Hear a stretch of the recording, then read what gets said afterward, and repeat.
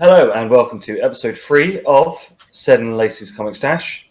And this is the first of our deep dives into what will be a two-part episode about the beast that is this bad boy, Nightfall Volume One. My beast was slightly thinner because I read it digitally on the iPad, but the same amount of pages, I promised. Yeah, 26 quid for that bad boy. Not the cheapest in the collection. I can't imagine holding it whilst reading. It must weigh a ton. It sits quite nicely in the lap. Okay.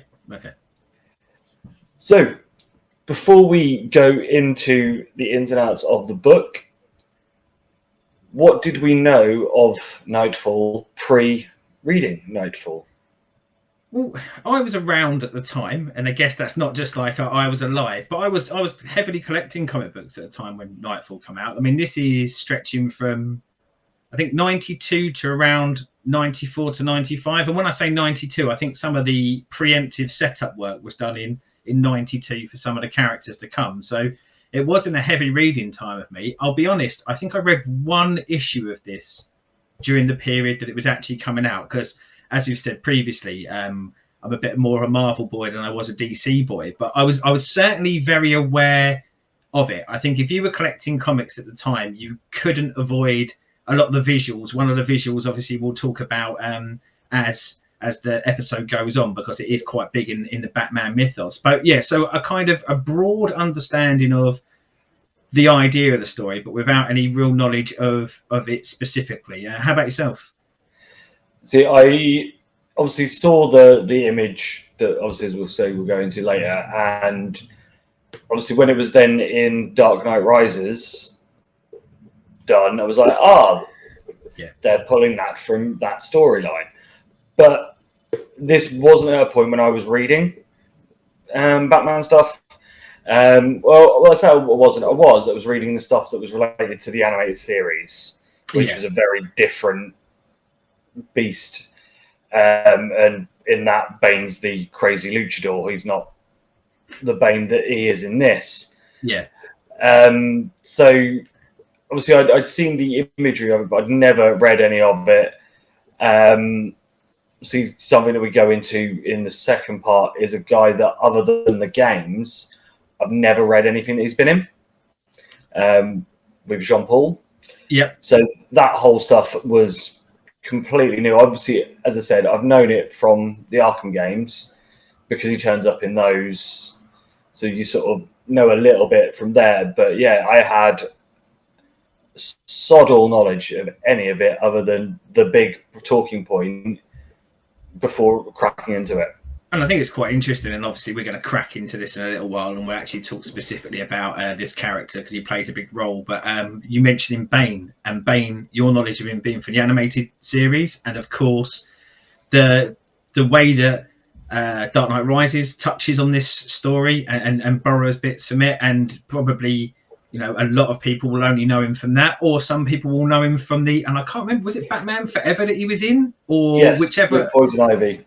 So I think most people, if they actually go back and read him from a comic book style, you're getting a very different Bane than what you've seen in other media. And I think probably comic book wise, I think there probably is some progression from afterwards. So I think that'll be interesting to pick up when we go through as to the Bane we get to know in this compared to the Bane that we probably had knowledge of before picking up Nightfall. Yeah, I mean, It was a strange timing in comics because, I mean, this story started towards the tail end of the death of Superman. Spoilers for anyone who didn't know that Superman died at some point in a comic book. But that was the other sort of massive DC storyline going on at the time. I mean, I was reading a bit about this story, and I don't know, there was a lot of talk about how this wasn't in reaction to the death of Superman, because the death of Superman sold gangbusters for DC. I think it was their biggest selling title for a long time, if not ever. And I did sort of read some stuff from the editors saying they'd had this story planned 2 or 3 years in advance. So it wasn't kind of a knee jerk to trying to keep their franchise on top. But I mean, I think contextually, it's kind of worth, as we go through this story, understanding that the comic book world was huge at the time. I mean, this was just after Image Comics had launched, and sort of a couple of years after Marvel had their huge success with X-Men, X-Force, Spider-Man, all new #1s where they were selling millions of copies. So it was a real boom time in the comic book industries, and I think publishers were really looking for storylines that would grab headlines and grab attention. And as I say, Death of Superman made it onto like American news. So I can only imagine that they were hoping for the same reaction out of what they do in this story. But obviously that's a little bit down the line. But yeah, contextually, it's coming out in a big time for the comic book industry, and I think they had high hopes that this would be forever remembered. And again, I think when we get towards the end of this, we can start talking about our impressions on it. But certainly, I think that image, the one that we will get to, will be forever remembered in comic book fans' minds. But yeah, I mean, yeah, contextually, this was a big storyline for DC. I think this is one that they'd put a lot of backing into to try and get them the same media attention that maybe Marvel and Image Comics had been getting at the time. It's the thing, obviously, this is, before we sort of go into all of it, it is quite a dark story. Yeah. Which, when you think at the time, obviously you've got things like Spawn coming out by Image, a lot of the Image stuff. Because I watched the documentary that was on Sky recently, the Secret Life of the Secret World of Comics or something like that, and they did a whole thing on Image, and I didn't realize it was them that did all those bits and pieces, and it was just like that was that sort of dark period when, as a whole, there was a lot more edgier stuff coming out. And, yes, Batman, other than, say, the Golden Age, when like in the 50s and 60s, has always been quite dark, and obviously 80s Batman that was its darkest. It's always been still quite mainstreamly good. Yeah. It doesn't go that edgy or something that massive, whereas this, I think, again with obviously the Death of Superman stuff as well, was a mainstream version of going dark and edgy and sort of doing that whole anything can happen. I think you're spot on with that dark and edgy. I mean, like, derisively, often this era of comics is talked about as the extreme era. Everyone, based off of a lot of what was coming out of Marvel and what was coming out of a lot of the Image partners when they jumped out of the Marvel stuff. Everyone had spiky armor, big guns, lots of pockets on their outfits, and comparatively, Wolverine was probably the biggest Marvel hero at the time, but of course more of an anti-hero. He was someone who would kill people, like he'd kill the bad guys, and of course one of the big tenets of Batman is Batman doesn't kill, which we'll get into when we kind of get into this story. But yes, this was I think a time for them to go a bit darker, as you say, and capture that edgy extreme audience that was potentially out there. And of course, there's some real extreme examples of that, but that will probably come in part 2 when we get to part 2 of this. But yeah, certainly I think this is, I mean, quite interesting for me when you sort of say dark, is this has quite a heavy look at what it means to be Batman, and what it means to be a man who is doing this stuff day in, day out, which I quite like that as a concept. I quite like seeing the toll this life would take on a human beings. I think comic books and comic book movies are often criticised for they just take an absolute battering and they never show any signs of the damage. They get back up and they're fine. And this did seem like a time when the writers wanted to throw everything they could at a character and then just show how much of a toll that can take. But yeah, it certainly speaks to the dark and edgy side of comic books at the time. Yeah, it's that. Obviously, we've seen it again, sort of going back to like the Arkham stuff, like when you did like Arkham Knight or Arkham Asylum and Arkham City, the whole sort of concept of it was all set in one day, or one night. And this very much it's a little bit of a longer thing. It's not all in one night, but it's that sort of constant toll of what they can go through, and also is that naysaying thing for all those people that, you know, when they come out and like, there's 27 billionaires in the world, and why has no one ever been Batman? This is why. Yeah. Oh, and funny you should say that about that, the time element of it, because it's something that comic books are quite wishy-washy on a lot of the time because of their monthly release schedule. And, you know, like 10 years worth of comic book stories is what, like 120 issues if it's publishing every month. So, you know, when you've got like a long story, I think it's hard to, and of course they don't want to age themselves, but yeah, you really do. I mean, it's something they do focus on is they make you very aware that this is happening over a period of time, and they clearly show that, which is one of the compliments I really have for the story. But I guess we're getting a little bit into the story and what we liked about it there. But yeah, I mean, I think it goes to show that we've both come into this like a bit cold. I mean, we did our top fives on the last episode, and I think there's, for both of us, obviously there's a load of familiarity with those stories because we've read them a lot. But it was quite nice us reading something about a character we both know and love, and a story we have some wider understanding of, but actually getting in there and reading those issues. So yeah, I guess probably nothing better to do really than to kind of jump into it.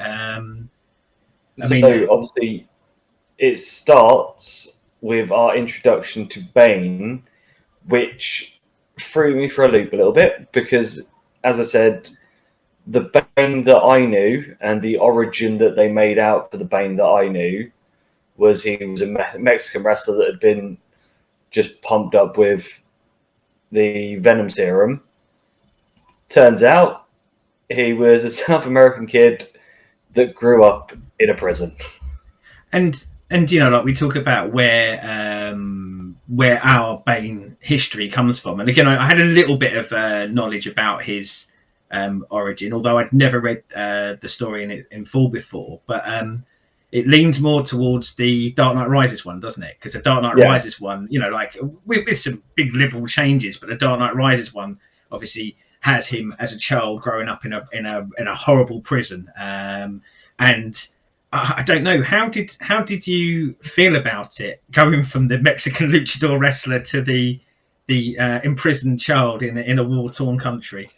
See, it makes more sense to the stuff that was in Dark Knight Rises, when, you know, you get that infamous, you were just built by the darkness, I was born to it, raw.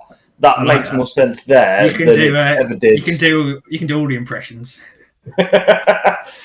That makes more sense than obviously what we'd had before. Because as I said, because in the animated series, when they introduce him, they do a bit of him being a wrestler. Yeah.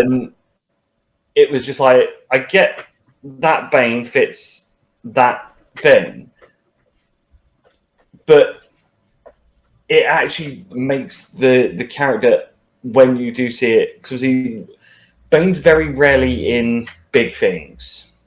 You know, we've had 2 appearances of him in films, but only once as a real bad guy, because I'm not counting him in Forever, because he's just basically the hired muscle.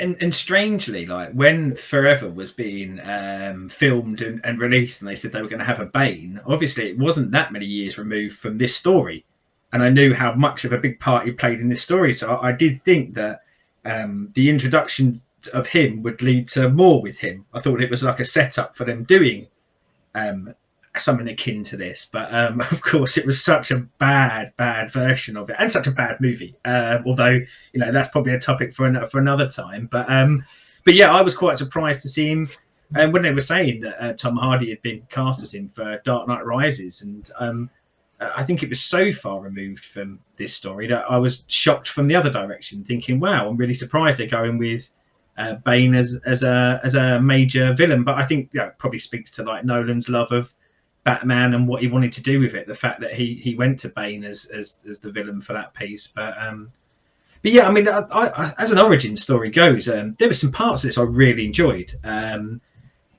I think that idea of a child growing up in prison and learning both, well, basically all the bad stuff you can learn in prison, like how to kill, how to manipulate, how to be uber violent, but it not being instantaneous. You know, there is that switch point for him, isn't it? Because for a large part, when he's at the beginning of the origin, when he's in a prison, he's taken away from his mum, but he's put in the same sort of prison, and then unfortunately she passes away, and then he's kind of left on his own. And you know, prison scumbags want to sort of prey on the weak child, and ultimately he gets knocked off a balcony and goes into a coma. And we'll come back to kind of the coma thing in a minute, but it's sort of post that where he flips, the switch flips, and he decides that, you know, he's going to take care of himself and he's going to build himself up. But in that kind of coma scene, he has a revelation, really, doesn't he, about how he needs to sort of take care of himself. He needs to have a harder edge, because ultimately he's got to face his greatest fear, which is the bat. Yeah. It's that sort of thing of like, it's a little bit shoehorned. Yeah. That his greatest fear is the bat. But then obviously every bad guy needs an origin, and he has no reason to be in Gotham. So have him have this moment where, you know, when he's in a coma, he finds out there's a Batman, and you know, it's one of those. It fits for what they needed to do with it as an origin, but again, as I said, it's a little bit fudgy, isn't it? It's a little bit like the because I think they, you know, I think up until that point, certainly in that issue, it was all going like well for me, and yeah, I'm with you. Shoehorn was the term, and I thought, you know, like there's probably, and again, easy for us to do in retrospect, but there's probably smarter ways of doing that. You know, like it didn't necessarily have to be a bat. You know, it could just be like I don't know, some sort of representation of power or justice, or you know, like controlling interests, things like that. The things that put him into like the position he was. But yes, it just felt a little bit like an unfortunate sort of shift in the sand that they rely on throughout the rest of the story, and it just felt like a bit of a cheap way to get there. But I mean, one thing that I did think was quite nice is that they then kind of fleshed it out by having a fellow prisoner in the prison who is and a character I'd never come across before, but Bird, who from the way I read it, and I'm presuming this is the case, had been maybe like a kind of minor villain in a previous Batman story. So then I think that kind of pulled me in a little bit more, because he started to tell Bane about Gotham and about Batman and things like that. And I thought, well, actually, I can see this, that this guy who's building this power base and wants to show himself as the, you know, the toughest, the strongest, the greatest that there is, hears about this one man who is in effect controlling one of the most violent cities in the world. You can go, okay, I can see why Bane wants to take him on, why that would seem like his biggest challenge. So I thought that was quite a smart way to get the Bane obsession of Batman into play. Yeah, I think you could have done without the coma flashback bats, and just have Bird telling him about Gotham and the authority that Batman has, because obviously, never being in prison myself, I don't know, but obviously from any sort of portrayals of what we see for prison things, there's always the anger of the inmates towards the wardens and the guards and the authority. Yeah. So there's the obvious put together. Yeah. That you can go, right, there's this guy who is so like the mega warden. Yeah. He wardens a whole city. He takes down shit tons of criminals. And, you know, he is top dog. Go prove a point and knock him off his perch. Yeah. The key figure of justice, you can take him down. And by doing that, you can show that you are the peak of physical human condition. That at that point was what he was, I guess, leaning towards with his I say his training regime, but his training regime, which seems to mix up of kind of montaged pull-ups mixed with murdering, which was an interesting way of training yourself to be a badass. Is just murdering lots of people. But yeah, I mean, as I say, I think there was just that didn't serve the story so well. And I think, yeah, as I say, I think they actually come up with, like, later on in that same issue, kind of better ways to transition into his obsession with Batman. The other thing I had about the origin story that I guess kind of, I don't know, left me a little bit cold. And as I say, I generally quite liked it, but there was just a few moments in there where it was a little bit too generic prison for me. You know, and maybe there's a reason why. Maybe prison life is like that. But kind of the big beefy paedophile fella who, as soon as he realised the kid's mum was dead, he was like, "All right, over to you." Yeah, and the other thing that I had an issue with, and you mentioned it earlier, and so as his origin story continues, he's still in prison, and overall he's starting to pretty much run the prison from within, isn't he? You know, like, there's not many challenges to his authority, but he's still in prison. But then we start to hear about government trials, and there's some experiments going on with prisoners in this Santa Prisca prison, where they're being pumped full of something that we don't know what it is at that point, but generally they're kind of dying out, and they see Bane have a fight for memory, and I think they kind of go, well, hello, let's pump him full of this stuff. Then we kind of get, as I say, him being pumped full of what we know as venom, and that is sort of driven out in the story that it's venom to, I guess, take him from the 9 to 10 out of 10 peak physical condition that he is to above and beyond. It enhances his strength, his speed, his agility, and his brain power. Did you buy into that venom part of the story?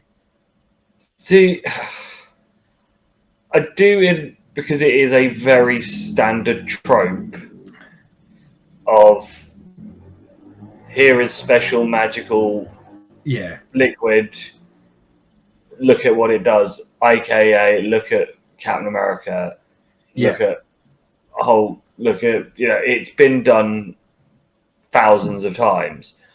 The thing that I like, which obviously we'll go about over later when Bane's proper Bane, obviously it's not he has it and he's got it forever. It's basically like a nitro upgrade, sort of, like, just to push you through that next bit. So for that purpose, it fits for what Bane then goes on to do. But part of me thinks the story shouldn't be him then wanting to go and take over Gotham. Should he not want to fuck up these government agents that are building through full of shit? I mean, I quite liked. I mean, one of the reasons why I asked the question is up until that point, I quite liked. He was almost being portrayed as it's almost a what if. Like, what if Bruce Wayne was stuck in a prison?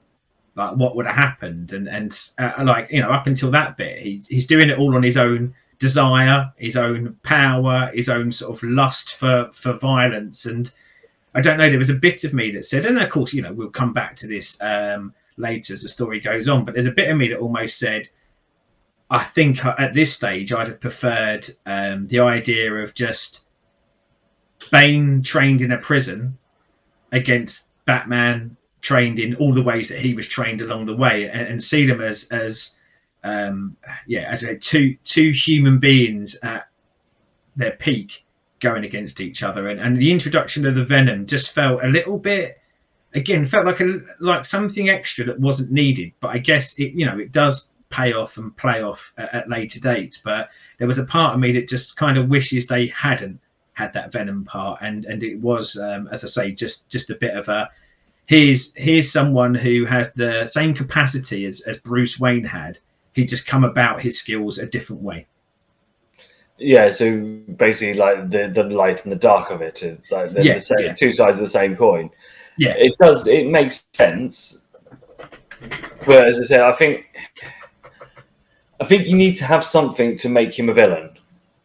Yeah, because yeah. just being because his start point as a child in prison, it's very sympathetic, isn't it? yeah.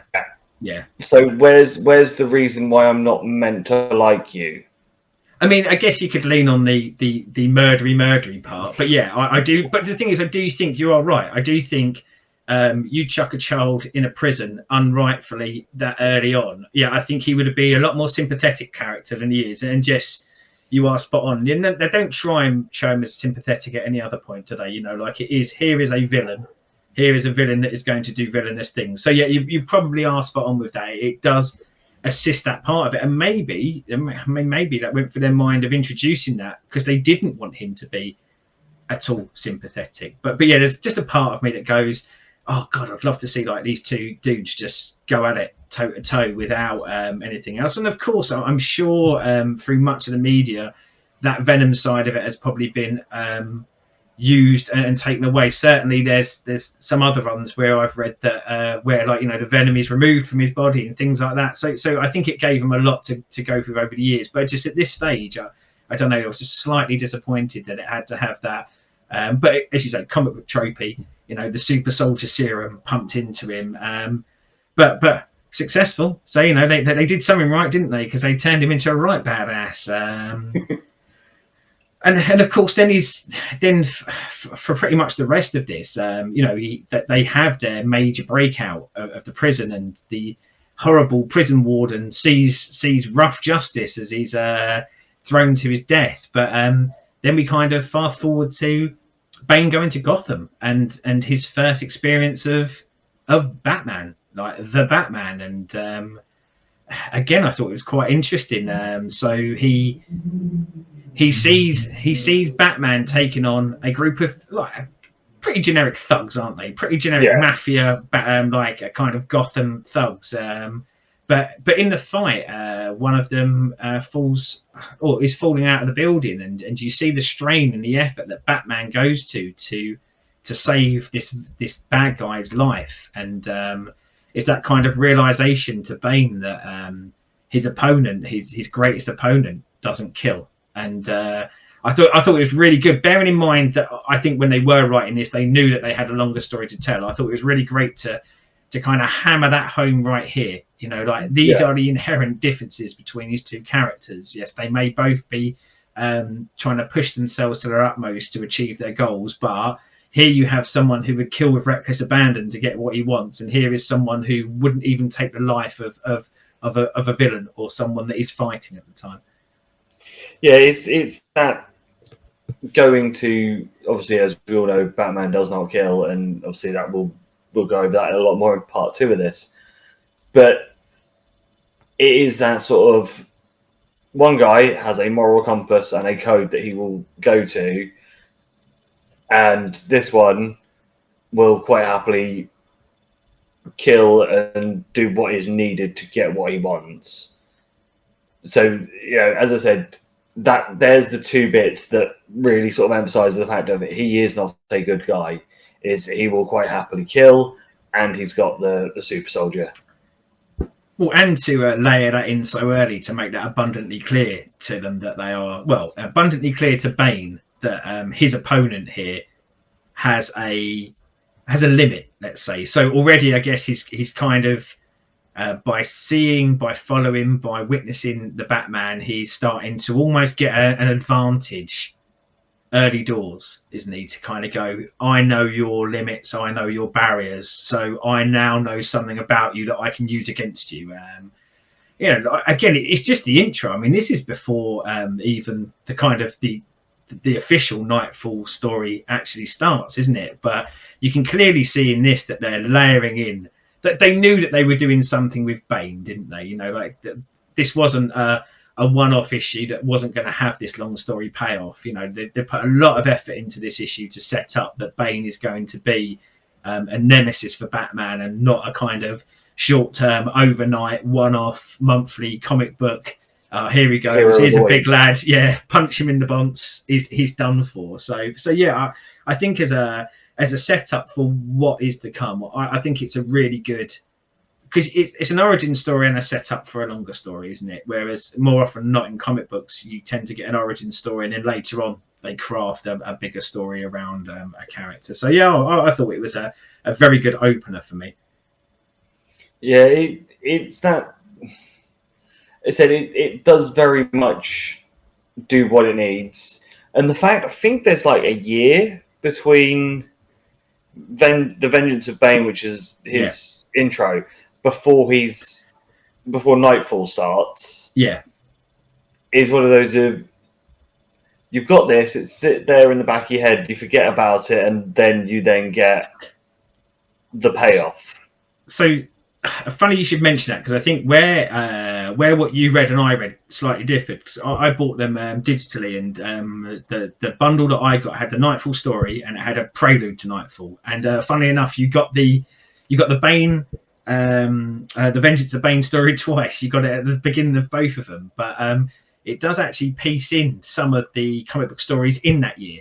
So some of the Batman stories, and funnily enough, I'm quite glad I'd read some of that, because there's some characters that are going to show up in this first part that I would have had little or no knowledge about if I hadn't have had those sprinkling of issues in this prelude. And also what they did do in that year gap is you did kind of see Bane in the background a little bit every now and again, but not much. But more so, there was some real push to how hard a time Batman had been having it in that in the year of comic book publishing, let's say, rather than necessarily the year of real life. You know, that all of the stories do layer on that it's one villain after another villain after another villain after another villain. So you really do kind of see that there's a bit of a war of attrition going on with Batman at this stage. So yeah, I mean, that's the only bit where I think we vary is like one of the editions I got slot had. And some of those stories in the prelude as well were like quite older stories, so origins of some of the characters who show up later and things like that. But yeah, like, so for context, there is maybe a little bit more fleshing out in that year gap of some of the people who will play a part in the story as we go on from here. So we go into the main part of the beginning of Nightfall, and basically it is a great bit of storytelling of let's just open up Arkham Asylum and let the nutters loose. It's odd, because I mean I haven't looked it up, but it seems like such a good idea. not for a good guy, obviously, but for a bad guy, it seems like such a good idea.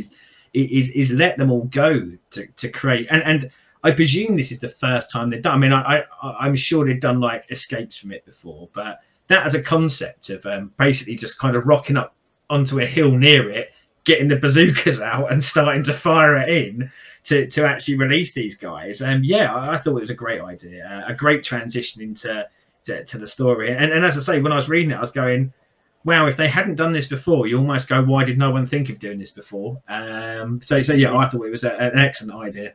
Yeah, it is that sort of thing of like, as a way of a story beat, it's the easiest way to sort of go, this is why everyone's out. Yeah. And, you know, it works from both sides, because it works with what Bane's main goal is, which obviously we'll get to later on. But also, it's an easy way of going, right, everyone we need for the story, there you go, they're all out. And I guess for context of it as well, is it even gives you that little bit of, you get some people put away sometimes. You know, like the fact that so many had to escape from it, I think shows like, I don't know, the merit of the work that he does is that there were so many of his villains locked away. You know, like it is a bit of a bit of a comic book sort of trope, the prison escape, or you go, well, you captured that one 12 issues ago. Why are they kind of loose in the streets? And again, it gives you a very good reason. Is someone went, let's get them all out with some bazooka shots. And of course, you know, it gets us early doors in the story, because I think this actually counts as like the issue before Nightfall, doesn't it? I think this is like kind of the prelude to Nightfall, isn't it? Where you know, you get to see the Joker in there, And you get to see some of those familiar ones, because I'm sure when they were writing this and publishing this, as I say, it was a real boom time for comics, and I'm sure they had huge hopes for this story. So I think to a large degree, they were probably going, a lot of people might be reading this as their first Batman. They might have some knowledge from the movies, but this might be their first Batman story. So I think, again, it gives a new reader a bit of familiarity in this world, and probably get them to stick around for another issue. Yeah, and the thing is, it's like, because obviously they break out Joker, Scarecrow, Riddler. So you got Poison Ivy. So you got your named ones and people that also, if you've just watched the animated series, you're going to know because they're in that. Yeah. And obviously the way that Scarecrow's drawn in this is very similar to the animated series version. So as you say, if someone's coming into this as like, oh, we've got a new Batman thing, if all they've known is the animated show, it's an easy sort of thing of, oh, that's them. And funny enough, you said about Joker. I mean, I actually kind of wrote down that Joker was, I think, interestingly drawn across all of this, because I think it had a touch of the animated series, a touch of kind of what Joker probably looks like now, and even a touch of the TV show Batman to it, and like making him sort of that really, really overly skinny, spindly version. I think was a kind of nod to go, if you're joining this from the animated series, you won't feel totally detached from this. And as you say, same with the Scarecrow. Like the Scarecrow's body in this is impossible for a human being to be like, I'm sure. But again, from a visual style point, I think they were good and bold choices. And like we do across this story, and we'll touch on it as we go through. But we do get like most of the story is written by two writers. Doug Munch and Chuck Dixon, but there is an array of artists across a lot of these issues, and I don't know, we'll kind of pick up on that. But I think for the most part, one of the overriding feelings I had about the art across Nightfall was it felt like they made a lot more effort when they were drawing some of the more iconic villains than maybe they did with some of the others, and with some of the other art choices along the way. I certainly think a lot more effort was piled into making the Joker look good, or as you say, the Scarecrow look good, and particularly when we get to it, there's some fantastic art for the Riddler later on and stuff like that. But maybe not as much due care and attention paid to some of the lesser known ones, unfortunately for me. But, people like Zaz doesn't look like Zaz should.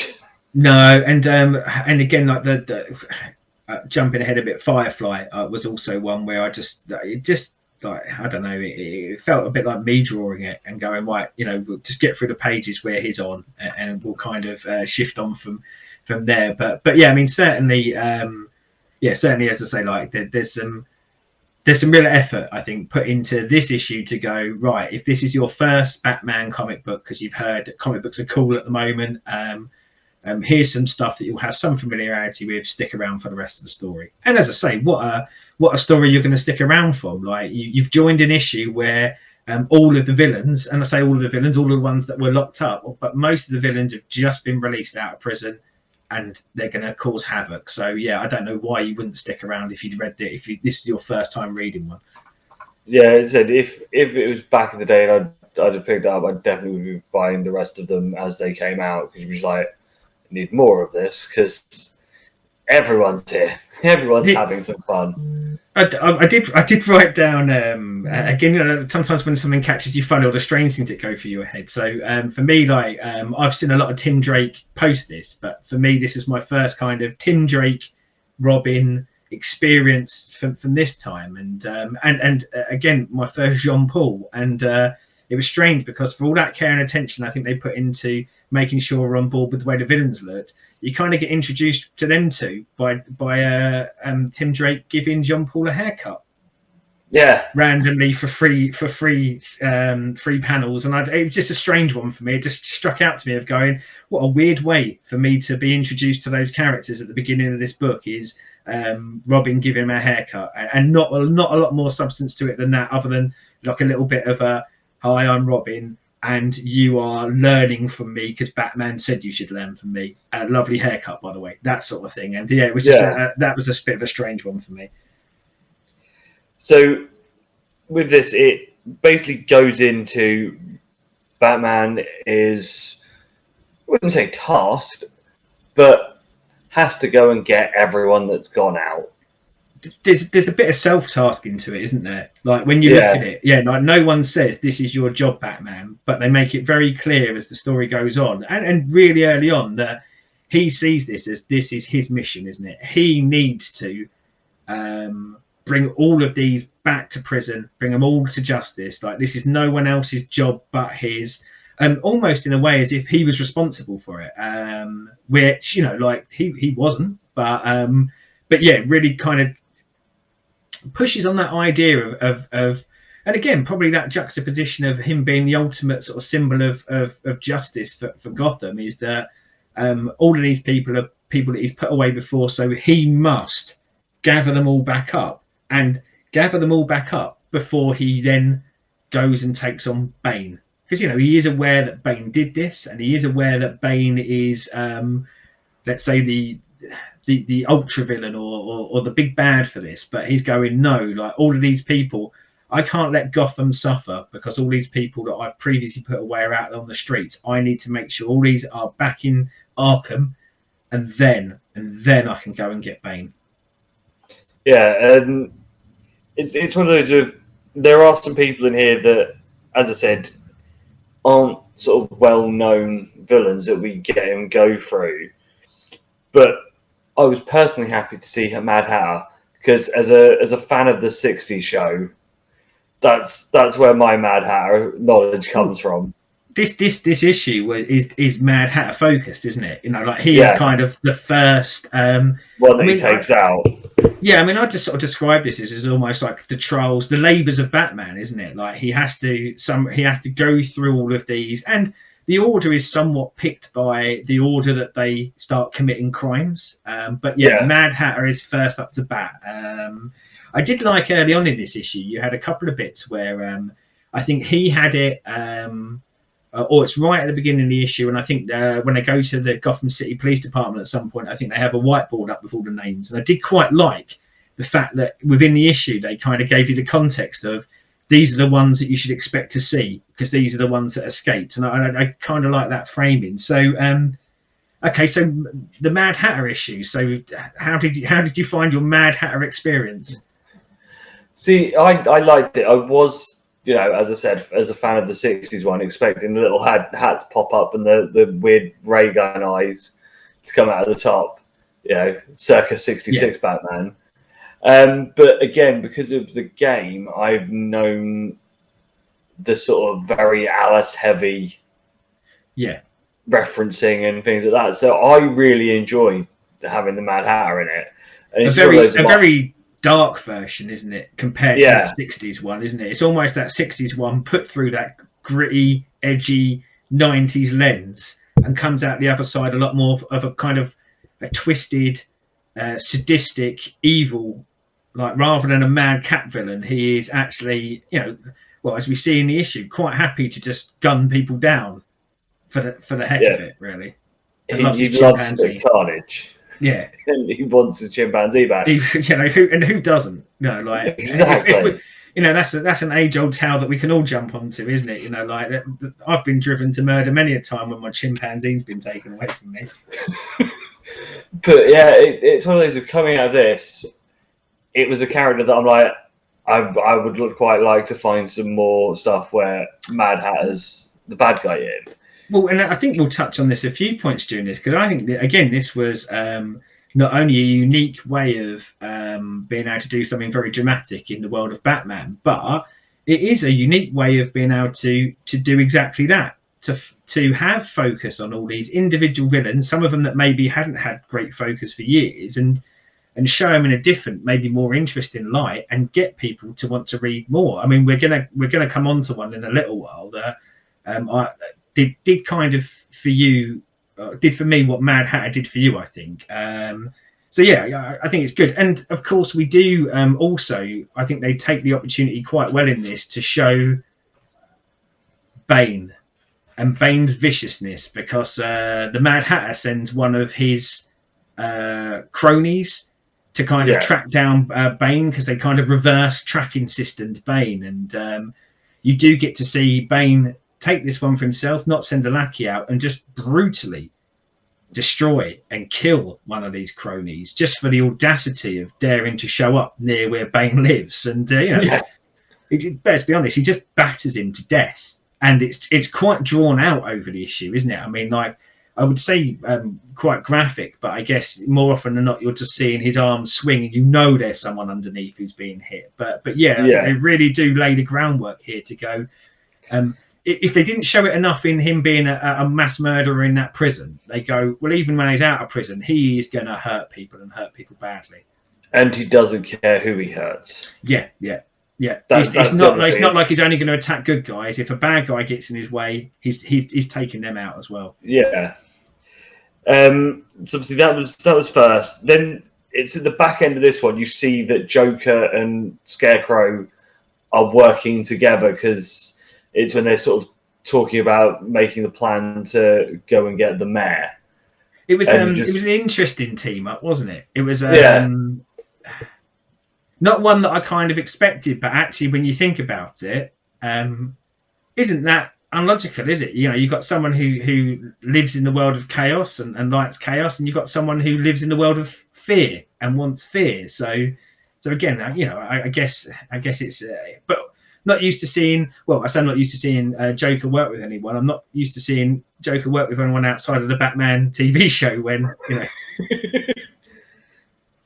But yeah, no, that was obviously an inkling for what them two are going to be up to, because there's always like, I know we've said about the villain of the week sort of idea, but there is in each of the issues, there's the main villain of the week, but you also see obviously Bane, because he's the big overlord, and the main guys, so Joker, Scarecrow, you see Riddler's turns up in a few.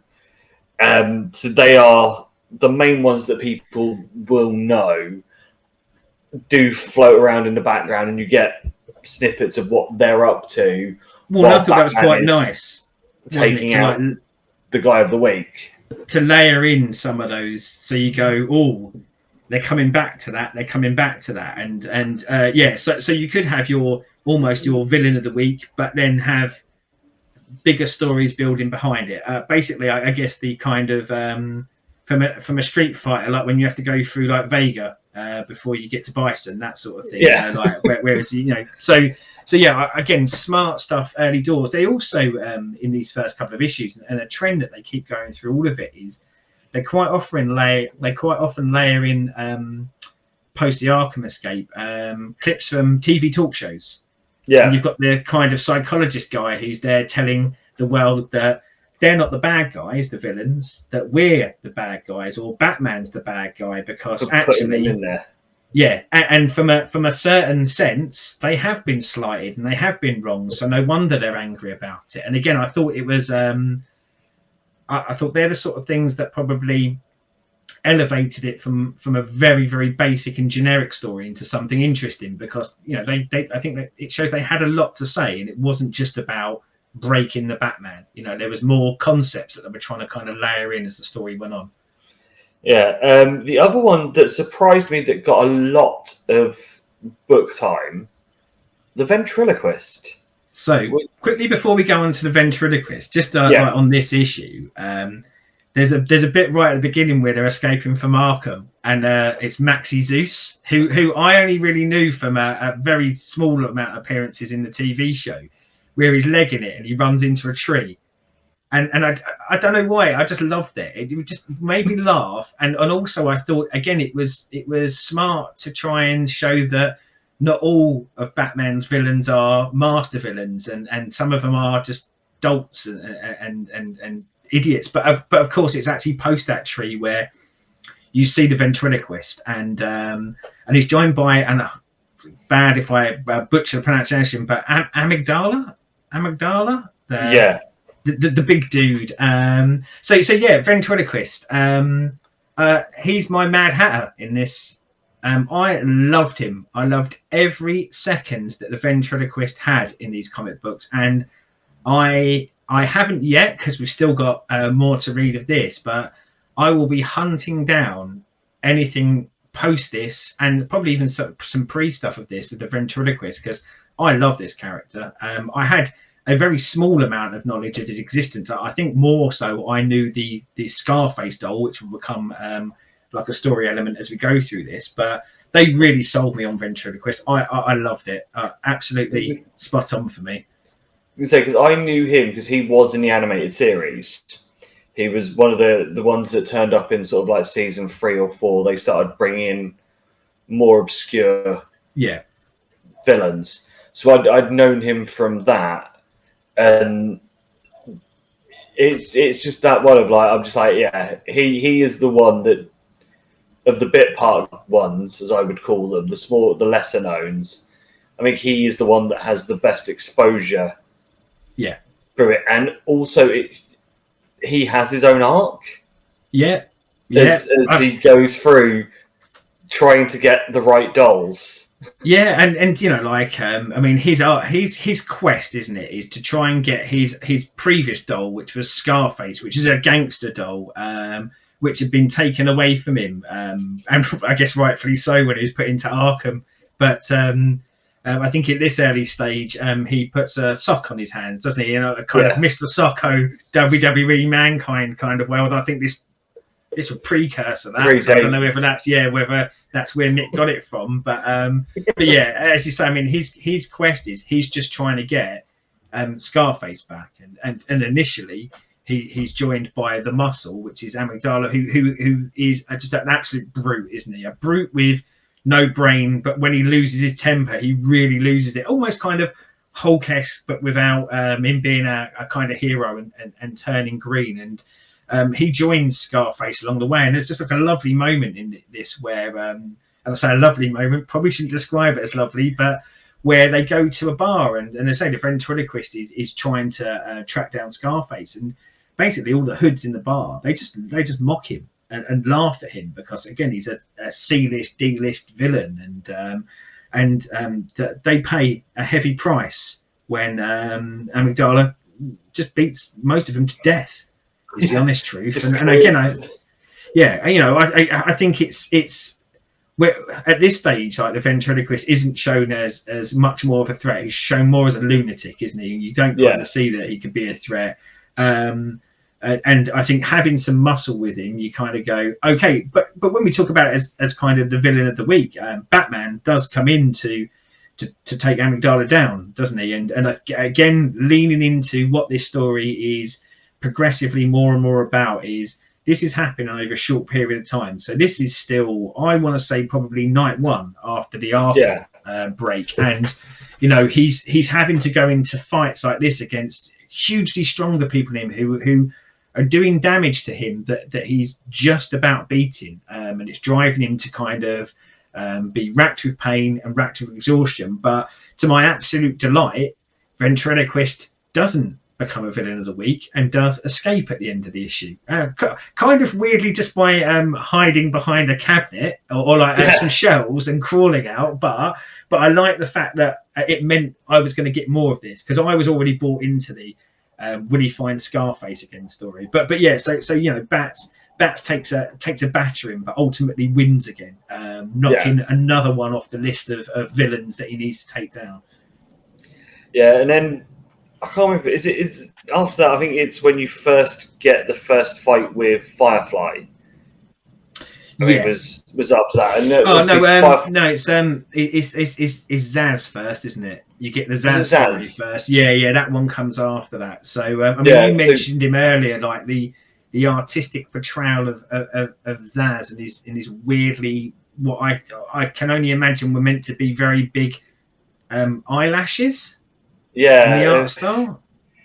Yeah, it's one of those of like a lot of the portrayals of Zaz. He's always quite, to nick a film reference of a film I know you don't like. He's very like Gollum in Lord of the Rings. He's very sort of weird, crawly sort of. Okay. Funny enough, because I was going to ask you about your Zaz experience, because I've read one Zaz story somewhere along the line, and I think it was Legends of the Dark Knight, which is a kind of premium glossier version of Batman that they released for a little while, where they just let creators come on and tell a story for 5 issues. Some of them were Elseworldsy, and someone did a Zaz story in that, which focused on the fact that he notched in a cut on himself every time he killed someone, and the idea of that story is that people were being killed while Zaz was in Arkham in a kind of Zaz-esque fashion, and no new marks were showing up on him because Batman kept coming and looking, and ultimately you find out that yes, he had been escaping through a tunnel and that he'd been putting like the marks between his toes and stuff like that so that Batman wouldn't see it. But I'd had limited exposure to him, and I wasn't entirely sure kind of what his story was. So basically, I haven't read like the origins-y parts, but he's always just there. Basically, he's just a fucking psycho that likes to kill people. And this one, I mean, he come across a bit kind of not like he takes a load of girls prisoner, doesn't he? In a school, and I don't know, he come across quite menacing in that way, as if like his targets generally are young girls. It felt a bit kind of To Catch a Predator-esque like that, but I didn't know whether that was his kind of, whether he just killed anyone and he just happened to be near a school, or whether he was a young girl murderer. He will kill anyone, but it's normally females, and it's usually in a similar sort of scenario as what they do in this. That it's, go in, trap some people, kill one or two of them in front of others. A little bit 80s slasher film style bad guy. Yeah, I mean, in this, he has the kind of plot point, doesn't he, where he's held them all captive, and he says to the police, if you send anyone in, I'll kill one. And it's almost like baiting them to do it so that he can then do it to prove a point, to kind of go, I told you, that sort of thing. Like a very sort of sadistic version of being a killer. Not just driving his pleasure from the kill, but driving his pleasure from making other people know that they caused that person their life. Yeah. So you do get those sort of moments, but as I said, a lot of the time it's just he goes out on a killing spree and Batman manages to stop him. But yeah, it's one of those it's an easy trope to do, but I just feel in this, I do think it's just the way that it's drawn.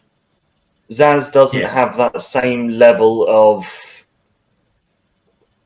weirdness, because as I said, he's usually quite stalkerish, as well as putting the fear of God into people and forcing them to, because in one of the ones I've read, he basically takes a family and forces them to choose which order they get killed in, and then he goes against the way they do it. He's got that sort of horror film 80s villain vibe going on. I mean, visually, kind of like really his visual gig is the marks, isn't it? Like the scars for everyone he's killed. So it kind of makes him have to be topless in every scene he's in, otherwise he's just a dude, isn't he? Like just a murdery dude. So I can see the kind of limitations from that side. I mean, he felt like he was in this as the villain of the week. For me, like this felt like a kind of, let's put another trial in front of Batman and he'll knock it out of the park relatively quickly, but with a bit of resistance and a bit of fighting, which did happen. So I think it does its job from there. I quite like that we started to in issues certainly see some of the supporting Gotham cast, because in this one you get Detective Montoya, a sort of attempt to kind of come in there and save the day on their own. And I thought it was nice to start getting some of the other characters fleshed out a bit in the Batman universe. Because yes, this is Bane versus Batman, but of course, that's one of the things that makes Batman so compelling and Gotham so compelling, is that not only are the villains great, he's probably got the best rogues gallery, but that there are all these other characters around him that are also interesting, and a lot of them being, let's say, parts of the police department who either help him or restrict him in some cases. The only other thing that I'd really noted is around this time as well, they really start pushing Batman being the one man to do this, because so the tail end of the last issue and this one, he really sort of he starts to tell Robin to kind of wait in the car and don't do anything. And it's around this time that Robin has an encounter with Bird, who's one of Bane's hoods, let's say, because he tracks him down. And Robin also breaks into the school, the same as Batman. And Bats is very much leaning on, no, Robin, this is my problem. Like, you shouldn't be involved. And I think contextually, and this is the hard part, because there's a big gap between this story happening and now, and me not knowing the gap between. But this isn't too many years off of the Jason Todd as Robin being killed by Joker, and I think you start to see elements of that be injected into this story. Because is that 88 or 89? I think it's 89. I think it's around then. Yeah. That obviously they do the death in the family. And so obviously they do reference back to the fact of, he's already down 2 Robins, because obviously Grayson's Nightwing at this point, and Jason Todd's been bashed into oblivion. So you do get that. It's the start point of Batman being very much of, no, this isn't happening again. I'm doing this, because obviously I don't know if you've read Death in the Family, but Batman's main thing with that was, I let him get into that position where that happened. So obviously you do need that little bit of pre-knowledge. To know why Batman's the way that Batman is, and he's not going, yes, all my buddies, all my super friends, come and help.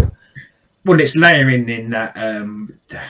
So I guess it's quite easy in these stories to show the physical toll. They really are showing that. But I think this is where they really start to lean into that mental anguish and mental exhaustion that he's feeling at this part. He is now, despite taking Tim Drake on as Robin, he's very much a kind of at arm's length Robin. You can come and sit in the car and watch me do stuff, or you can do like menial tasks, which we'll get to in the kind of the Firefly stuff, or stuff in the Batcave. But this is my one-man mission, and the toll that's taken on him. But I think they do it kind of really effectively, and they start to kind of layer in. You see a bit more of Commissioner Gordon around this point as well, and the mayor starting to lose patience with Gordon after the Arkham escape, and you get some little smatterings of payoff for that in this story as it goes forward. But as I say, I think this was despite it being villain of the week, this was really where we started to flesh out, as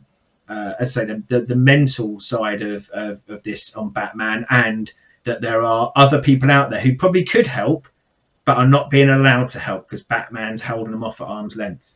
Yeah. I can't remember who was next after that. It was Firefly then, wasn't it? And then that's the one where Robin goes, and he's tasked with go and sort out Firefly, because that's the point when Joker and thingy, isn't it? Say the mayor. So goes off. So Firefly starting fires, doesn't he? I mean, in effect, it felt like one that they focus on. I mean, he almost got like 3 issues, I think, to see kind of the end point of his story. And I couldn't help but feel like they did that because they liked the visuals of there being fire, because the art kind of style very much changed at this point to obviously a lot of the Batman stuff is black and dark blues and things like that. But then like the palette of color in the issue changed to a lot of reds and oranges, because all these fights are kind of happening next to a fire. But I don't know. I mean, the Firefly story. This was the weakest part of let's say part 1 of Nightfall for me. I struggled a little bit through that because I just had no interest in Firefly. Yeah, it just didn't seem like a Batman villain to me. Like, no.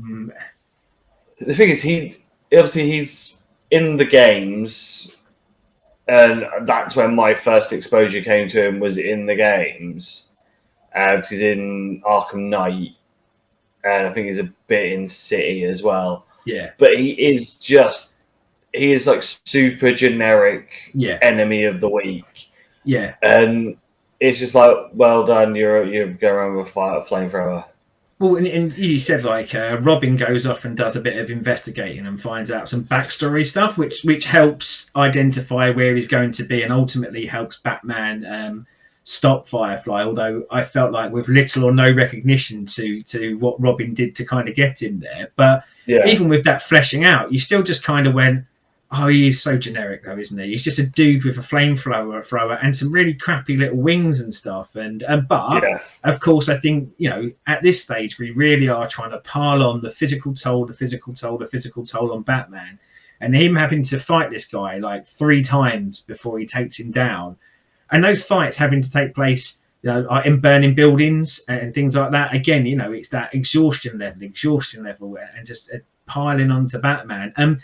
Again, the random notes you write. So Robin goes to a nunnery, let's say, but I think it's where orphan children had been. So it's so it's where Firefly had grown up, and he finds out that Firefly had a sister, and that's how they lead the story on. The disappearing nun.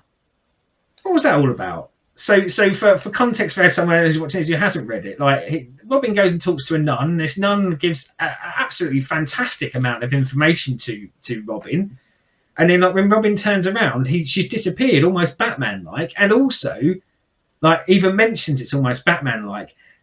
Should I expect to see that nun again? Is that nun going to come back and play a part at some point, or was it just a random nun? What I got is it's like a weird ghost. That's also went through my head. Because I went very much Nightmare on Elm Street. I think it's either 4 or 5 when they tell you that his mum was locked in the bell tower and raped, and they then see her ghost. Yeah. In the. See, I did wonder that. That's where I went with that. Anyway, I just thought it was. That's the thing. I did wonder whether it's like Ghost or whether it was someone who, I don't know, whether we're going to get like Batnun later on or something like that. Well, I was interested either way, but I just thought, unfortunately, I've got a feeling this is just going to be a throwaway moment that we never kind of pick up on again. And it really tweaked my interest. I was like, I want more Ghost Nun, please. But yeah, as I said, it other than the fact, obviously, it makes sense on why they used him because of the fire and stuff like that. You could have done with many other bad guys for this part. Yeah. Yeah, but I guess also they probably didn't want to use all of the biggies all of the time, did they? I think there probably was that let's layer in some others. But by the way, also during these issues, as I say, we keep getting the further adventures of the ventriloquist as he continues to hunt for Scarface going on, and I know you mentioned it earlier, that kind of in the background layering in that the Joker and the Scarecrow are working together and are now controlling the mayor using fear gas and kind of deciding exactly what they're going to do now that they're working together with it. And again, I think that's the nice thing, is that in all these issues, even with the villain of the week stuff, you are getting the bigger story told, and again, Bane kind of always that presence in the background. I mean, most of the scenes that we see of Bane up until this point is quite often like Bane's minions saying, well, why don't you just go and take Batman out? Look, he's in trouble, and constantly Bane saying, no, he's not ready yet. He's not ready yet. We haven't broken him yet, and that kind of impending doom of Bane over the entirety of this story as it's happening. And then is this the point where the ventriloquist gets the police style, isn't it? Yeah, goes in, and that was my favourite moment of just absolutely love it. Him and the sock arguing over which locker box to look into to find the keys.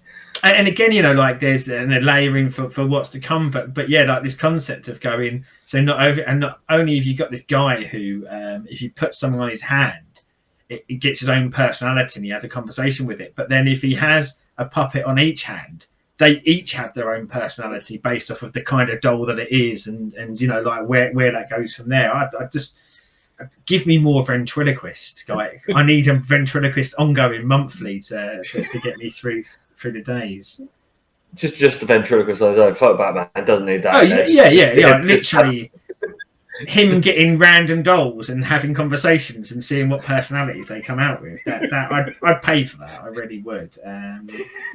We do have a kind of moment around here as well where talking about like kind of Robin and being put on the back burner, but Robin kind of going forward and actually pushing stuff himself. He actually tracks down Bane and starts to follow Bane, does what Bats, I'd say, has been unable to do, but what has, I guess, been unwilling to do at this point, because, you know, his focus has been, I've got to capture all these. And Robin's almost going, well, I will help with this bit because you'll need this ultimately. And we do get a nice issue in there where Bane knows he's being followed and just captures Robin and kind of just teases Robin, doesn't he? Like hangs him up by his feet over water and just basically sort of lets him know that he's zero threat to him. And but at the same time, and we'd had the intro of this issue showing him, but we have Killer Croc, and we have Killer Croc then, I'd say, helping Robin, but not because he wants to help Robin, but because he wants to fight Bane. It's very much that the Hulk versus Thing moment of which one of these two big brutes is the biggest dog in the yard. And it was interesting because I wanted to bring up this bit because I think it's one of the bits that you won't have read because I think it's in the prelude. So you know I said Bane does show up. Yeah. Bane breaks both of his arms in an earlier issue, like in that run, in that year in between. Like there's kind of a moment where they face up. I can't remember what sort of makes them be in the same place at the same time, but they're in the same place at the same time. And Bane, fucks him up and breaks both of his arms. So that's why he's got a particular kind of hatred for Bane. So when he sees Bane, that's why he goes for him quite as badly as he does. See, I just thought it was, which one was the bigger alpha dog, but that Mal makes more sense. Yeah.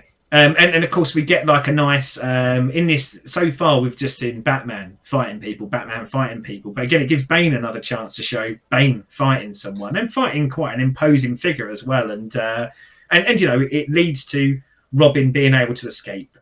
So like Robin is back in the story. But again, I think just ways of layering in that Robin has skills and maybe Batman needs to rely on him. And if he leaves Robin on his own, actually, that's probably putting Robin in more risk, akin to kind of death in the family of going, like, if Batman had him with him, maybe he wouldn't put himself in perilous situations along the way. Yeah. I think it's this one. Is this where they blow the bridge up or the tunnel up, isn't it? Where Joker and... Oh, well, I think that's a couple down. I think this is, I think we've got, so there's a few bits, and again, I didn't know how this played for you, but there's a few bits around these issues as well, where you get a few phone calls between Bruce and Chandra, and I can't remember what her surname is, but... The Doctor, The Doctor. And there's, again, for context, in the prelude stuff to this, he'd been seeing her for a little while beforehand. And when I say seeing her in a professional capacity, so say in that year in between, that they'd been going, this is taking too much of a physical and a mental toll on you. So we'd actually started to see her in a professional capacity, and she'd kind of helped. But of course, once he hits this bit, he stops seeing this Doctor, and because he's out fighting every night against Arkham escapees. So. Again, for context, there is a kind of a little bit of history there. Before we get to the tunnel bit, though, there's one storyline that does happen in there that we've missed out on is Poison Ivy. So, so Bruce finally gets home, has a little bit of a kip, but unfortunately is told that he has to go to a ball that evening, he goes to said ball, but it's a ball that Poison Ivy has targeted as a way of kidnapping the men, and ultimately, I mean, I put down here, I wasn't entirely sure what her motivation was. It just seemed to be get their money by kind of enthralling them, which is, again, quite generic. And I think she was kind of made into a generic villain of the week here. I was quite surprised by her look. I guess I'm used to more modern Poison Ivy interpretations, and I guess she's a lot more kind of embrace the flower type thing now, where she is green and slinky and younger looking and things like that. And I thought she was drawn almost like a 1950s movie star for me, and had a few years on her. And I guess this is the stage where they're still depicting her as, I don't know, the kind of the Jezebel woman who is using her powers to take advantage of men, rather than as I say, the Poison Ivy I'm more used to, which is a bit of more of a, I love plants, I'm here about the environment, I don't really like humans, I want plants to rule the earth sort of Ivy. So it was a bit of a jar for me, where I was like, I don't really get this, and just didn't make me want to read more Poison Ivy. I thought, get her back in Arkham. She's quite bland in this appearance. Yeah, the issue, the problem with Ivy is that because now what they've done with her is so radically different to what she has or was used as a lot of the time, that I think some of these earlier sort of incarnations, because even if you go back to the Uma Thurman portrayal in the film, it's still very, I'm using my sex appeal to get men to do what I want. I'm using plant pheromones. Yeah. I've got something out of this plant that makes men want to give me their money even more, that sort of thing. Yeah, it's a very kind of generic-y for me, and yeah, I think they do better stuff with her now. Is the honest truth. As I say, the whole her and Harley thing has very much changed that character, and for the better. Yeah. And of course, like Batman to stop Poison Ivy, because he's still an honourable man and isn't going to go toe to toe with her. There's a load of muscular, non-clothes wearing men with pods, plant pods on them that he has to go through. And again, he takes quite a battering, but he makes it through the battering, and just takes out Poison Ivy with a swift kick that, if she'd have been a man, looked like a kick to the nuts. But I don't know whether that was what they were going for. But yeah, so he strikes kind of another one of his villains off of the list. And there is one other that gets a kind of big bit around this before we get to like the tunnels and the Joker and the Scarecrow, and that is, and I think this kind of happens somewhat simultaneously, but we get the Riddler back. Yes. And the Riddler was a really interesting take for me, because, again, Riddler TV show. I know some Riddler stories, certainly in the Scott Snyder and the Tom King Batman, and I feel like he's one that is a well-known Batman villain, but at this point, or maybe this was the point that started it, where he was thrust down the sort of the power level of villains. He was starting to become a bit of a joke, and I think they really kind of lean into this, where his hoods even turn on him and say, why are you doing riddles? Why don't we just go and rob this place? And I thought it was, again, for further storytelling, I think they sowed the seeds here really well of what the Riddler will probably become for the next 4, 5, 6, 7, 10 years, whatever, of writing, because they make him kind of more of a joke. And then he goes to a TV show, doesn't he? The TV show, the talk show that we've seen previously in here, and starts to ask his riddles, and he's very handily and quickly taken down by Robin. But yeah, I thought it was interesting that throughout this, as much as the Bane Batman story was a focus, that they were still doing story beats with some of these other characters to layer in, as I say, future storylines, hopefully. Yeah, and as I said, obviously, I know we go back to saying hero of the week or villain of the week stuff, but they are you are getting something of them. They're not literally just there to be the punching bag. Yeah. I mean, the only two that there's no real sort of characterness to is Ivy and Zaz. Yeah. I mean, those two are pretty, it's just them. There's their set point. They're very much set piece moments, but like you do get a little bit of story with Mad Hatter. You get obviously the stuff with Ventriloquist. You get stuff with Firefly to expose, where he's coming, where he's going to go, and Ghost Nun. And that's got to be after my Ventriloquist comic comes out. Ghost Nun's got to be the follow up. Maybe that's what we do. We focus our efforts on writing Ghost Nun, the soon to be best selling comic book. But yeah, it's this point I think where we stop getting so much of the small time ones. I know we do get a few of them as part of Bane's last line of defense. Like you get the Cavalier, Bird gets his moment. And there's another one that's with Bane because he's got 3. Yeah, I can't remember what the old dude's name is. I wish because I wrote some stuff down, and it's one of the ones that I didn't write down. But yeah, I mean, it is Film Freak. Yeah.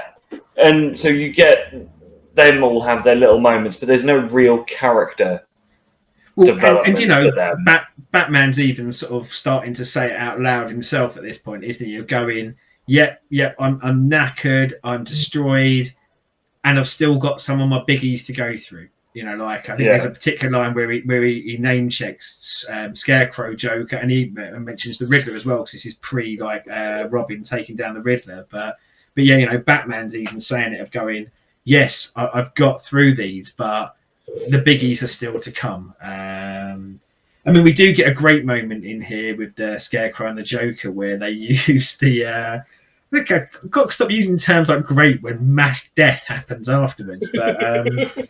They use the fear gas to get the mayor to basically call the police out to a site where the Joker is, and it's all a trick to get all the cops to turn up there, and then they blow it up, taking out a load of the police, and you just go, well, actually, from a Joker storyline kind of fashion, it's the sort of thing you imagine he would do. That like pure chaos of going, yeah, come on down, let's take out a load of the police. Looking at those sort of similarities between what Nolan does later on with Bane in the Batman Rises. I mean, he doesn't do it like this, but obviously he takes that kind of concept of going, well, why is this Batman's one-man war? Well, actually, if we take a load of the police out, it makes it even a little bit more sensible that it potentially is a one-man war at this point, because you've got a load of them taken out. And yeah, I mean, Nolan does it by locking them all in a sewer, which not one of his best moments in his Batman pantheon. But yeah, I thought a cracking idea of how to do it. And you start to see around this time a bit of strain between the Scarecrow and Joker, because there's some interesting stuff around Joker getting, as he so often is, fixated on the Batman. He's going like, yeah, okay, for our next trick, we need to get Batman. And Scarecrow's kind of going, what are you doing, mate? Like, we can take over this city. Why you always focus on Batman? And of course, Joker's then saying, but if you don't take out Batman, you don't have the city. And yeah, again, I thought it was a nice, you could have gone very generic with these two and just sort of said, oh, they're teaming up. But I like the fact that they were having these discussions around what was the best way to seize power, but whilst also like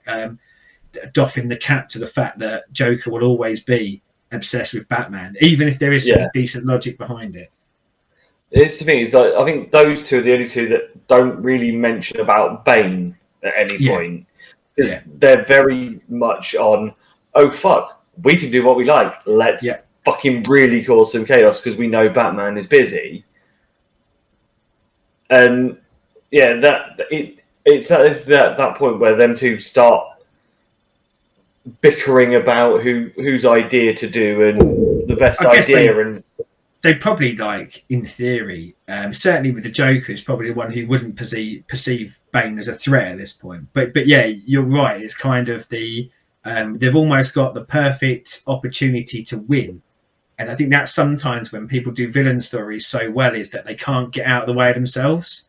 So Yeah. even though they're in that position, they're now going to bicker about it and possibly cost themselves the victory because they can't just get along for the couple of hours they need to get along to actually make this work for them.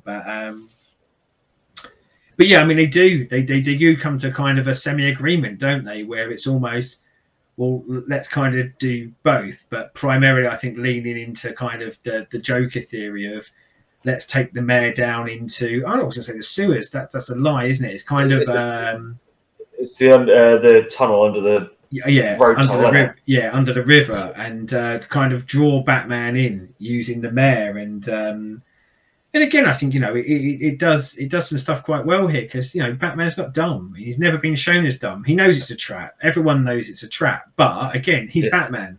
It's his job. He's got He's got to save the mayor. Go and do it. Yeah, he's got to save the mayor, like no matter what the cost, and he's got to stop Scarecrow, and he's got to stop Joker, and again some lovely interplay between Scarecrow and Joker, and again I think like these two were kind of outside of Bane thrust as the main threat, but I think it is this issue where you start to see the Joker's dominance come in.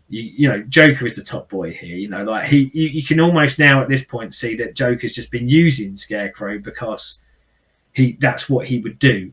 He's just a lackey in the Joker's mind, and I think it really starts to come across in here the way he starts speaking to the Joker. He's almost like, right, I'll nip off over out the way. You go and take on Batman.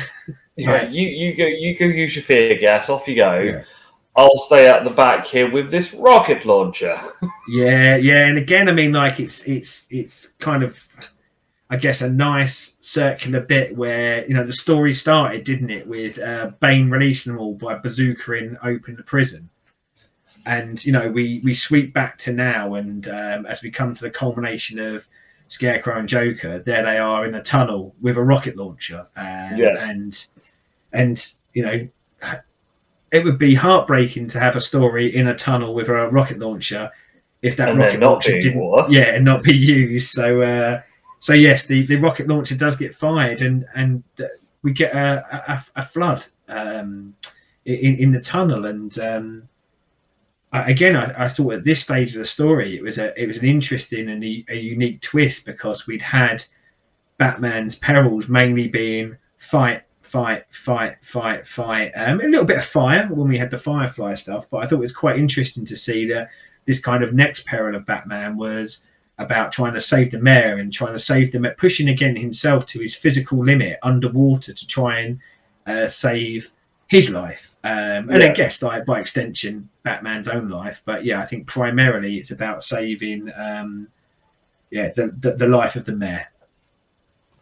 And it's that thing where again, as you say, it's just another physical torture because it's strenuous, and that sort of, you see him struggling to open up the vent door and things like that. So you again, it's a lot of the story tropes are simple. I'm not going to say this is some sort of groundbreaking literature, but it's stuff that you understand that, after the couple of days that he's had, because I think he's a couple of days in by that point, that after all of this constantly, Batman's fucked. Yeah. Bruce is human. This is that point where it shows that, your hero is human.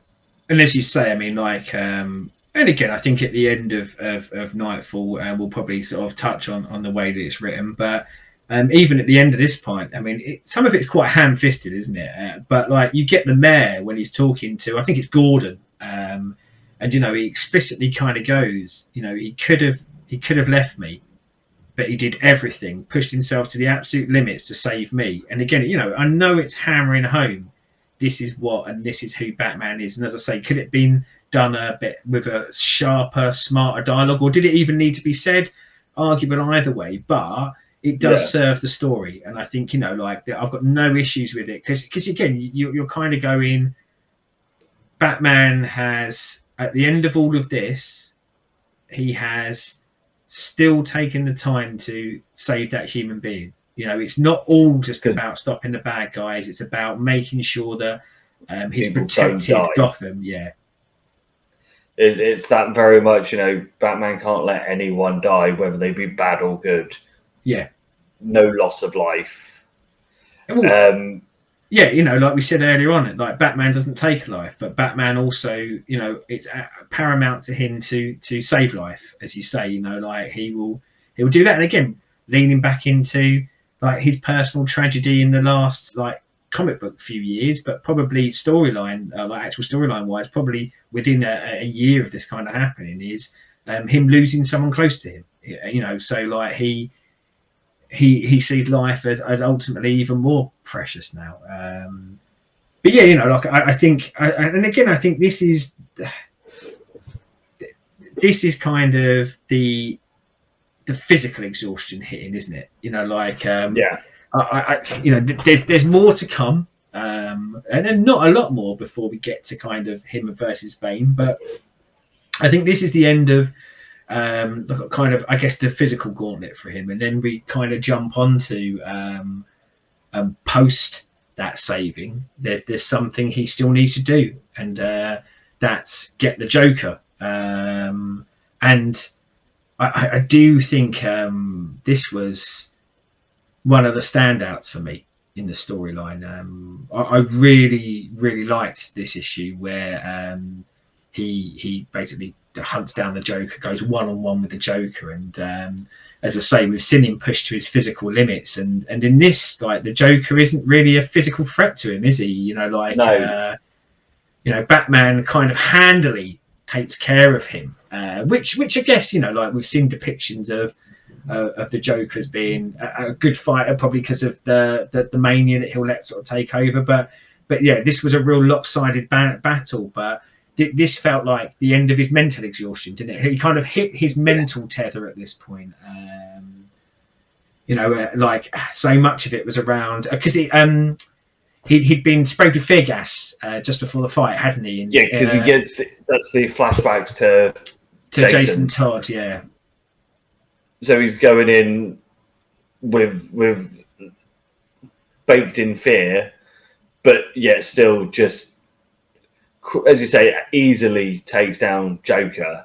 Fueled with righteous hatred, wasn't it? In fact, if anything, I think what this does quite well is because of that, because of the fear gas beforehand and it bringing all this up, and you start to see him wailing in, doesn't he? Like he is losing it. He doesn't kill, but there are parts in this fight where I think you're supposed to be intimated of going, he's losing it so much he might go over the edge here and do something that he would never normally do.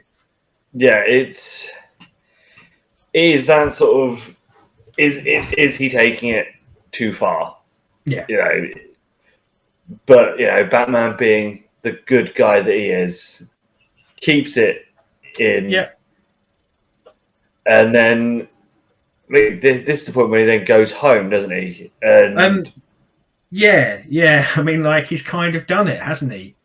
He's done everything. And when I say he's done everything he needed to do. He's got all of the Arkham escapees, and yeah, I imagine if I'm Batman at this point, I'm going, I do know I need to take out Bane, but I'm probably going to go home, have a couple of hours kit, knowing me, probably a cigarette, cup of tea or two. Yeah, and then we'll get on to the Bane thing. But like, yeah, it's almost kind of, as I say, that point, isn't it, where he's going home thinking, I've done that. I've done that thing I needed to do. And he goes home, and unfortunately, he's greeted by not the greatest thing that you want when you get home, which is if you want a cup of tea, what you don't want to find is your butler knocked out on the floor, because that means you'd have to make your own tea, doesn't it? And that was a heartbreaking idea for me. Yeah, just think, the one thing you want when you get in after a few hard days of slogging away at supervillains, is to make your own food and drink. Yeah, I mean, he's not even going to get a cheeky Alfred back rub, is he, if he's laid out on the floor? But and we get the reveal that there's a reason why Alfred's not just being lazy. Bane is in Wayne Manor, and Bane is waiting for Batman, and of course, like there's I mean, we've known it. It's part of the story. We've known it, but this is the first time that Batman realizes that Bane has figured out who he is. You know, a very, very closely guarded secret in the Batman world. So again, you've got him physically exhausted, mentally exhausted. He hasn't had his cup of tea because his butler's laying down, and he finds out that his biggest secret is now exposed to someone who, at this point, must be feeling like one, if not his greatest villain of all time, or his greatest nemesis of all time. And it's the fact that he even calls him Bruce Wayne. Is that sort of big thing? It's not just I found you at Wayne Manor. Yeah. I know who you are. But he also kind of did it a bit sarky arsehole, which I quite like, because it's a bit like, well, of course it's you. Who else was it going to be? And again, I think it kind of speaks to like what a lot of people have said along the way about superhero kind of. I know my missus is a big one about Superman. She's going, well, he looks the same. He just puts glasses on, and you go like, suspend your disbelief. But I think a lot of people seem to always kind of go, well, of course people would know he's Bruce Wayne, because who else would be a billionaire and be able to do this? And you go, well, you wouldn't know he's a billionaire, would you? Like, that's stuff we know because we see the stories, we read the stories. And I don't think it would be such an easy connection, but I kind of like the way that they did that, of going, and I felt it was a bit more like, well, if you're my enemy and I'm going to find out everything I can about you, then I'm going to put two and two together, because I'm going to follow you. I'm going to notice all this stuff. I'm going to notice these patterns. And again, unless you probably didn't need any more threat at this point, but I think suddenly, you've got Batman going, shit, I can't lose this fight now, because this guy knows. And of course, I mean, how can you? What's the only way you can make him not know? And that's by killing him. And that's what Batman doesn't do. So I think that's why it was just such a clever point to introduce that into the story at this point. And then we get a whole issue of Bane beating the ever-living shit out of Batman across all of Wayne Manor. Batman's fight's pretty much gone at this point, hasn't he? I mean, they really do depict this as a lopsided. As much as we were saying, like the fight against Joker was lopsided, this is the uber lopsided fight in this storyline, where, as you say, Bane just knocks 10 bells of shite out of him in every room. I mean, it's almost like a kind of WWE match where, they go up through the crowd, then they get to the popcorn machine, and then they bring them back down again and stuff like that. He's almost showing off for a crowd, isn't he? It's a bit like, if you remember, the Money in the Bank during the pandemic. Yes. They go through all of Titan Towers in every room. See, now I know how they booked that match. Now I know where they got their ideas from. But instead of going up to the roof, they went down to the cave. And like he's sort of verbally berating him while he's doing it as well, isn't he? He's not only physically destroying him, but he's almost going, I knew you were this. I knew you weren't as good as me. I knew I could break you, and like you're just nothing to me. I've destroyed you. I've destroyed everything about you. I've destroyed your body. I've destroyed your spirit. And God, like, it was just like I was sitting there thinking when I was reading it, you asshole, just beat him. Like, we don't need to. You don't need to talk shit at him while you're doing it. And then I guess the wrestling fan in me come out and went, actually do talk shit at him. But he really does take the time, doesn't he, to let Batman know, I as a person, you've gone through all these trials, but this was all me. I've created this situation, and I have beaten the unbeatable here. You are nothing. And he gets into a point where he actually talks to him about killing him, doesn't he? But he says, I don't need to kill you anymore because I've broken you. And then we get to, I guess, the magical moment of the storyline, let's be honest, but the magical moment of it for me, where you get the scene where Bane hoists Batman up above his head, brings him down in an amazing backbreaker, and as we find out, a quite literal backbreaker, as he strews Batman across his knee and breaks Batman's back. And added leverage with the push down as well. Give you all that wrestling love. I mean, it's a totally kind of iconic scene in comic books, isn't it? I know we said in the top 5 episode where we talked about Killing Joke, and when I see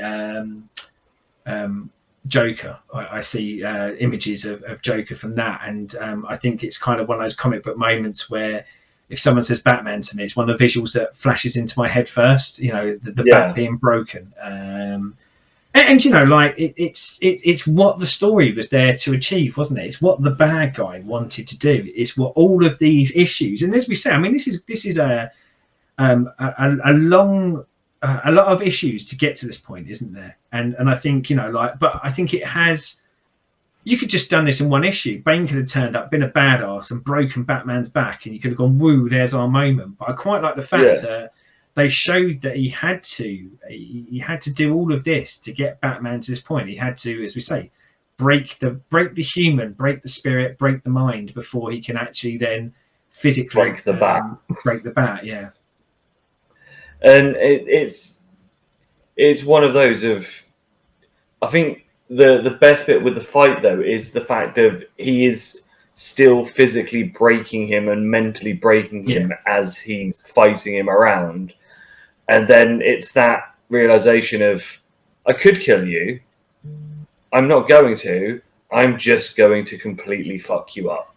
Yeah. And leave you, as he thinks at that point, basically a vegetable. Total dominance, total control, isn't it? And he's and again, we say he breaks his back. That's something that we actually find out. But it's pretty clear from the crack in it. But he's laying the groundworks here to say, I don't come back. No matter what you think, just don't come back, because there's no coming back from this. I've destroyed every fibre of what makes you who you are. And taking that extra time, that sadistic time at the end, to really kind of hammer that home. But I think, the idea is to say that there is no coming back from this, mate, neither physically nor mentally. I've destroyed you and everything about you. Yeah, and as you say, it is a very, very iconic image.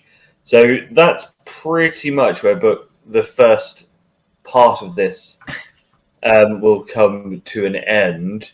As we said, it's a long one, but yes, that is a beautiful break point for the story, isn't it? So obviously what we'll do is in the next part, because I will imagine we'll probably get through that in less than the 2 hours it's taken us to get through part 1. I must admit, I just looked at the time and went, "Wowzers!" We may look to maybe even cut this one into 2. But yeah, I mean, yeah, I think the honest truth is, and you're spot on there, Chris. I think again, stop using this pun, but we've broken the back out of the bulk of this story, and I think the next part of Volume 1 is actually going to be a kind of lots shorter and slicker episode, because there just isn't so much to go through for the next part. In fact, it's only 200 of the 630 pages. Yeah. So that means the episodes are coming at hour? No, it will be much quicker than that, I'm sure. So once again, thank you for watching. Like, subscribe, rate, comments. Tell us what you think about this first part of Nightfall if you have read it. Obviously, watch everything else on the channel. Watch Seddon Unbox Pops. Watch Stu play video games with his missus and does unbagging is what I would call it, with the little one, with the minifigures and stuff. And obviously, you've got Midian doing figures as well. And obviously, watch the main show and get all of your wonders and entertainment. So until next time, and the rest of Nightfall Part 1, we bid you adieu.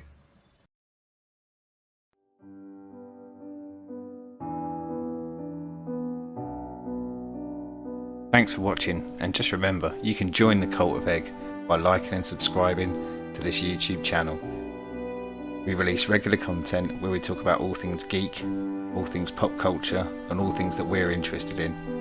You can also come along and join the discussion on Facebook groups and Renaissance Cast. And you can join us on our Twitch channel where Stu regularly streams games. And if you'd like to support us, then please follow the link for the Patreon. Thanks very much.